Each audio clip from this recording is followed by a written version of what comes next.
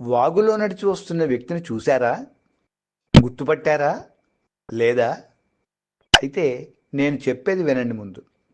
సాధారణంగా ప్రజాప్రతినిధులు అంటే ఆర్భాటం, అట్టహాసం లెక్కకు మిక్కిలిగా ఉంటాయి.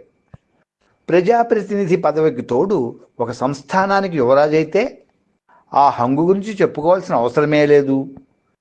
చెప్పులు చేతితో పట్టుకుని నీళ్లల్లో అడుగులు వేసుకుంటూ చుట్టూ ఉన్నవారు చెబుతున్నది ఆసక్తిగా వింటూ నడుస్తూ వస్తున్నది Bobbili MLA RSS VK Rangarao గారు. ఆ ప్రాంతీయులు ఆయనను బేబినాయన అని పిలుచుకుంటారు. ఆ పేరు వెనుక ఉన్న కథను గతంలో వైజయంతి మాటామంతిలో ఆయనే వివరించారు. ఇప్పుడు ఆయన అలా నడుచుకుని ఎందుకు వెడుతున్నారనే కదా సందేహం.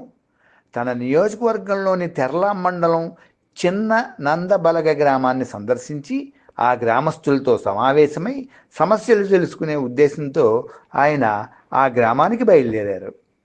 ఊరికి వెళ్ళడానికి వేరే రోడ్డు మార్గం ఉంది, కానీ దగ్గరదారి కావడంతో కాలినడకన వాగు దాటి వెళ్ళాలని నిర్ణయించుకున్నారు. అంతే, చెప్పులు చేతితో పుచ్చుకొని చకచకా అడుగులేశారు. అది ఆయన సామాన్యతత్వానికి నిదర్శనం.